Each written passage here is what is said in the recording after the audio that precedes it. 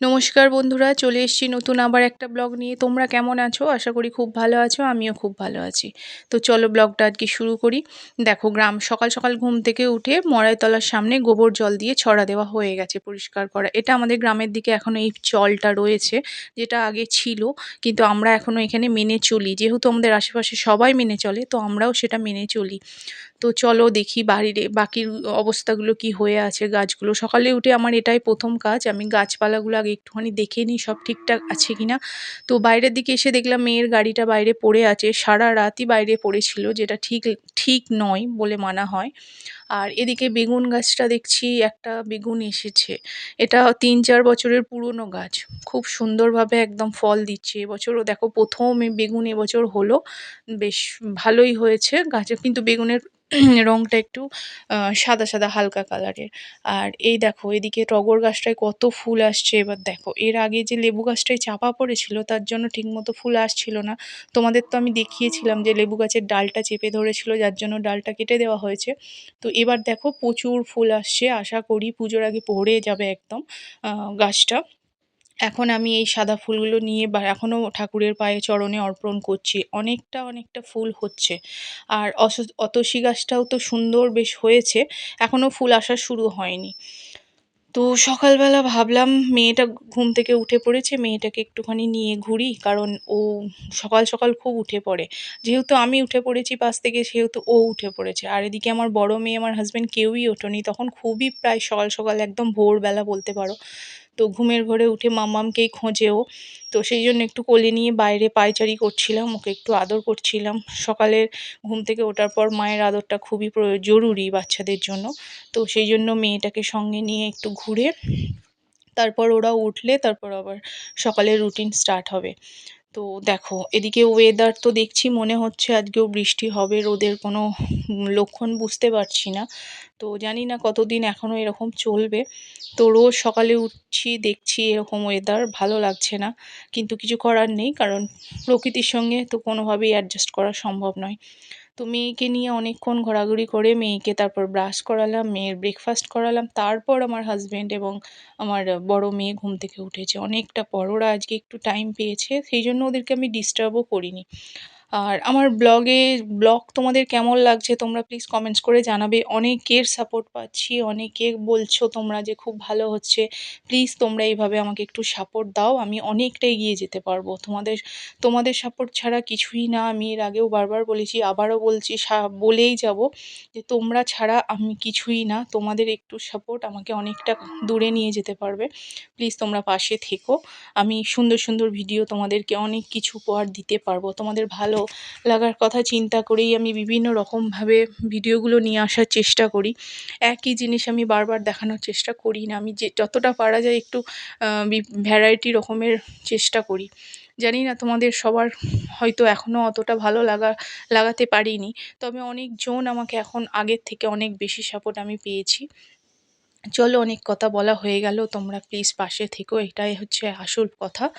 তো মেয়েকে দেখো বসে বসে একটুখানি ছড়া শোনাচ্ছি, একটু গল্প করছি, কারণ সারাদিন কাজ শুরু হয়ে গেলে এরমভাবে সময় আর পাবো না। তো সেই জন্য সকাল সকালই একটু সময় ছোট মেয়েকে দিতে পারছি, তো সেই জন্য আরও দিচ্ছি। কারণ ও যা দুষ্টু, এখন একটু ঘুমের ঘোরে আছে বলে একটু শান্তশিষ্ট আছে। একটু ঘুমের ঘোরটা কেটে যাবে, ব্রাশ হয়ে যাবে, তারপরই ওর দুষ্টুমি শুরু হয়ে যাবে। তখন ওকে এইভাবে চেপে ধরে রাখাও সম্ভব হবে না, চারিদিক শুধু ছুটে বেড়াবে। এই করতে থাকে সারাদিন। বাড়ির একদম মানে, তবে বাড়ির সবাইকে বিজি রাখে, কেউ মানে বোর ফিল করে না ওর জন্য। তো চলো এবার এদিকে দেখো, একটা বাড়িতে অশ্বত্থ গাছ হয়েছিল। বাড়িতে তো অশ্বত্থ গাছ হওয়া ভালো মোটেও নয়, বলা হয় অশুভ লক্ষণ। তো তার জন্য গাছটা কেটে দেওয়া হলো। আর গাছটা আমাদের বাড়িতে যেহেতু হয়েছে, আমরা কাটতে পারবো না, কাটাটা ঠিক না। সেই অশ্বত্থ গাছকে তো পুজো করাও হয়, তো সেই জন্য আমরা কাটিনি। তো বাড়িতে যে দিদি ছিল, সে দিদি কেটে দিয়েছে।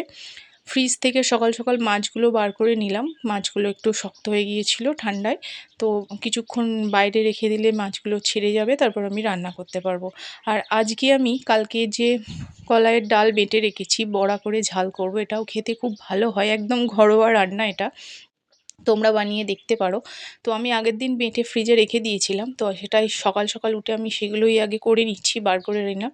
তারপর দেখো আমি চা বসিয়ে দিয়েছি, কারণ এদিকে আমার হাজবেন্ড আর আমার বড় মেয়ে ঘুম থেকে উঠে পড়েছে। বড় মেয়ে তো কমপ্ল্যান খাবে, কিন্তু আমরা তো সকালে চা খাবো। তো চাটাও আমি সকাল সকাল বসিয়ে দিয়েছি। চাটা খেয়ে নিয়ে তারপর আবার বাকি কাজগুলো শুরু করব।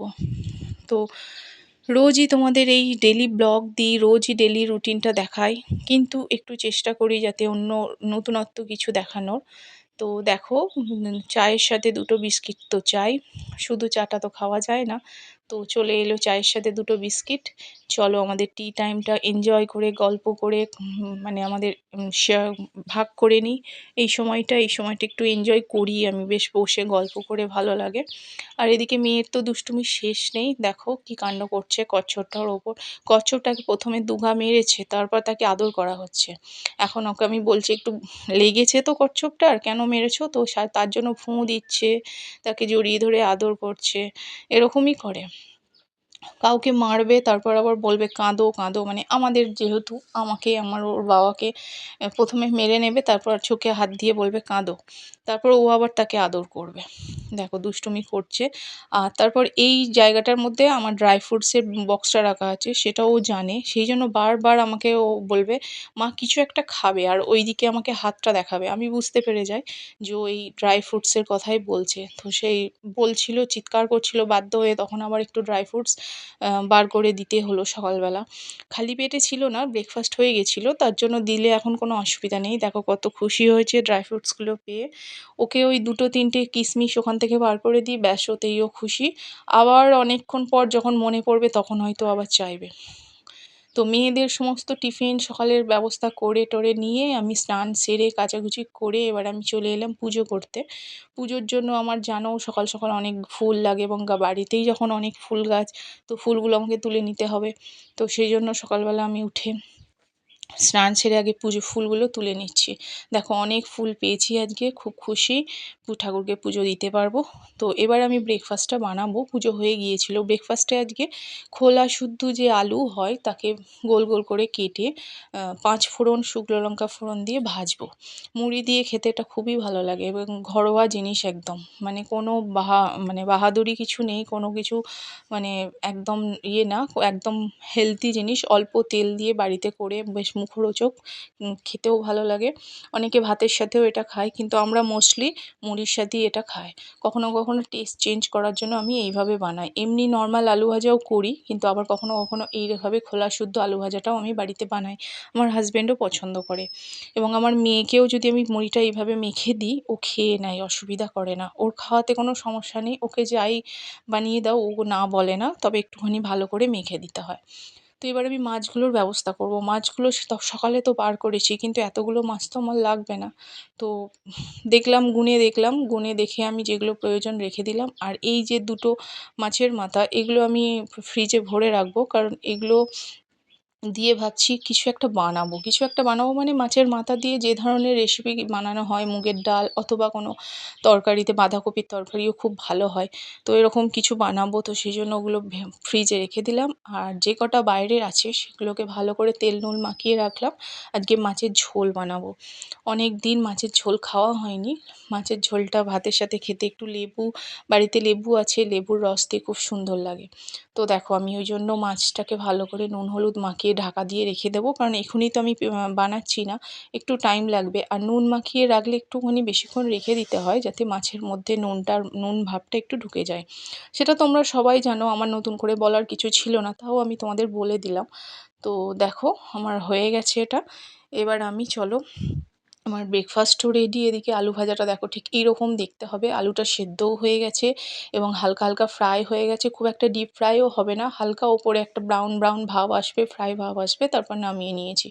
আর এদিকে আমি দেখো লম্বা লম্বা মাছের ঝোলের জন্য আলু কেটে রেখেছি, কারণ আমি যখন মাছের ঝোল করি আমি এইভাবেই লম্বা লম্বা করে আলু কাটি। অনেকে অনেক রকমভাবে করে, আমার যেরকম পছন্দ আমি সেরকম করি। আর এদিকে আমি বাঁধাকপি কুটে রেখেছি, অনেক দিন ধরে ভাবছি বাঁধাকপির পকোড়া বানাবো, সময় করে আর হয়ে উঠছে না। তো আজকে ভাবলাম চলো আজকে বানিয়েই ফেলি। চলো ভিডিওটা শেষের দিক, আর নতুন কিছু দেখানোর নেই, তবে নেক্সট ভিডিওতে একটা ভালো কিছু দেখাবো, স্পেশাল কিছু দেখাবো, তোমরা থেকো। তার জন্য আগে থেকে আমি তোমাদের একটা চমক দিয়ে যাচ্ছি। দেখো এই জিনিসটা কি বলো তো, এটা তোমরা গেস করো, আমি বলবো না, এটা পরের ভিডিওতে তোমাদের দেখাবো। তো ততক্ষণ ওয়েট করে থাকো পরের ভিডিওর জন্য। আর এই ভিডিওটা ভালো লাগলে অবশ্যই লাইক করবে, শেয়ার করবে, কমেন্টস করবে। আর পরের ভিডিওটার জন্য অবশ্যই ওয়েট করো, আমি কিন্তু খুব সুন্দর, খুব স্পেশাল একটা জিনিস আসছে, যেটা তোমাদের ভালো লাগবে। তোমরা না ভালো লাগবে না বলতে পারবে না। আর যাদের এই একটা নতুন ডিশ আমি বানাবো, এটুকুনি ক্লু দিয়ে গেলাম, বাকি তোমরা চিন্তা করতে থাকো। তো তোমাদের যাদের সেই রেসিপিটা চাই তারাও কমেন্টস করবে, আমি অবশ্যই জানিয়ে দেবো।